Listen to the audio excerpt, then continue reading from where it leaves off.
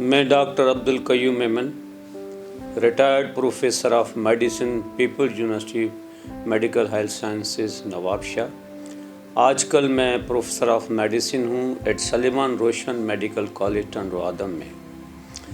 آج جو ہماری گفتگو ہے وہ ڈپریشن کے حوالے سے ہے، اور میں اس سلسلے میں MDM والوں کا شکر گزار ہوں کہ انہوں نے مجھے آج یہ موقع دیا کہ میں اس ٹاپک پہ بولوں۔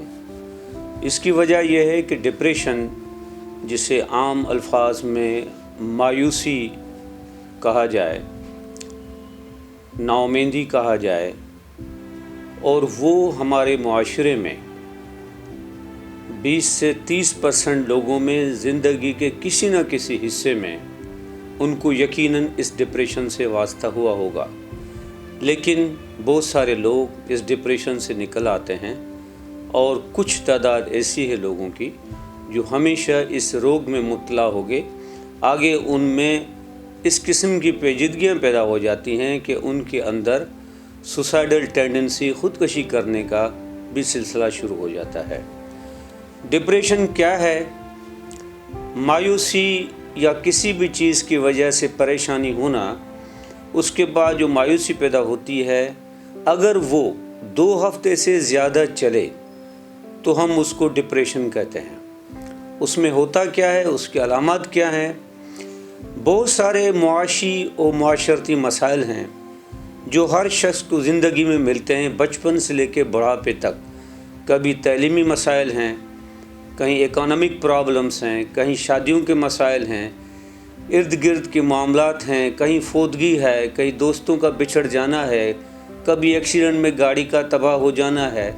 بہت سارے مسائل ہیں، اور یہ بھی دیکھا گیا ہے کہ یہ فیملیل ہے، کچھ فیملیز میں چلتا ہے، اور کہیں کہیں بظاہر اس کا کوئی سبب ہمیں نہیں ملتا، لیکن وہ اندر سے جیسے انڈوجینیس قسم کی ڈپریشن ہوتی ہے جس کا پتہ نہیں ہوتا، اسے سمجھ میں نہیں آتا کہ مجھے کیا ہوا ہے۔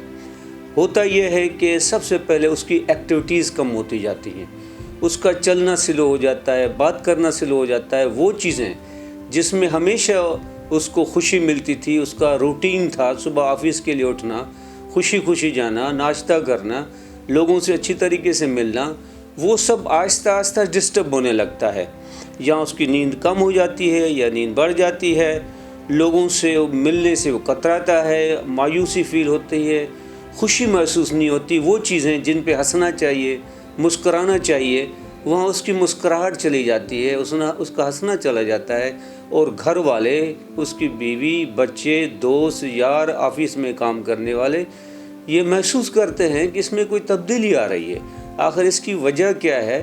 نہ آج کل کپڑوں کا خیال کرتا ہے، نہ کھانے کا خیال کرتا ہے، اور کچھ لوگ اس میں سے خود بھی وہ محسوس کر کے نکلنے کی کوشش کرتے ہیں، لیکن کچھ لوگ اس کو اپنی زندگی کا روگ بنا کے بیٹھ جاتے ہیں۔ اور یہ مایوسی اگر زیادہ ٹائم چلتی رہے تو وہ سمجھو گھر کر جاتی ہے اور اس کے لیے مشکلات پیدا کر دیتی ہیں۔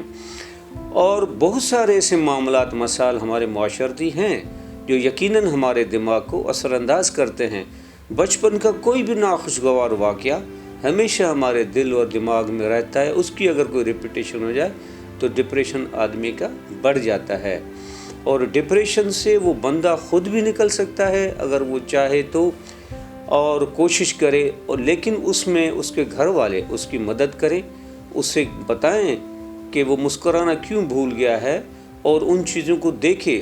کبھی یہ ہوتا ہے کہ چھوٹی سی بات ہوتی ہے لیکن اس میں اس کا جو ریئیکشن آتا ہے وہ بہت بڑا ہوتا ہے۔ اگر کسی کے، میں ایسا ایگزامپل دے دوں، کسی کے اگر پین غائب ہو جائے تو اس کو دکھ تو ہوگا، کسی نے دوست نے دی ہے، لیکن اس کا دکھ کتنا دن چلنا چاہیے؟ 1 دن، 2 دن یا ہفتوں؟ اگر شدت کم ہے اور اس دکھ کی جو ڈیوریشن زیادہ ہے تو اس کو بھی ہم ڈپریشن کہیں گے۔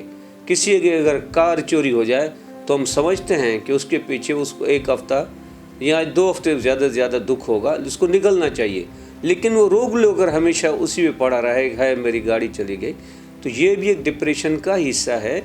تو اس قسم کے معاملات ہماری زندگی میں آتے ہیں، اور اس قسم کے جب بھی ایکشن اس قسم ہوتے ہیں، ری ایکشن بھی ہوتا ہے، ہر انسان کو ہوگا، لیکن اس میں اس کو نکلنا ہوتا ہے. تو اس میں سائیکو تھراپی بھی ہے، کاؤنسلنگ بھی ہے، اور بہت ساری ڈرگس آج کل اویلیبل ہیں جو آسانی سے اس کو اس معاملے سے نکال سکتی ہے. جس طرح ہمارے جسم میں کوئی بیماری ہے، کسی کو شوگر ہے، کسی کو بلڈ پریشر ہے، کسی کو بخار ہے، اس طریقے سے ڈپریشن بھی ایک نفسیاتی مرض ہے. اس کو ایز اے مرض سمجھا جائے، یہ نہیں سمجھا جائے کہ مجھے مایوسی اس کا کوئی علاج نہیں.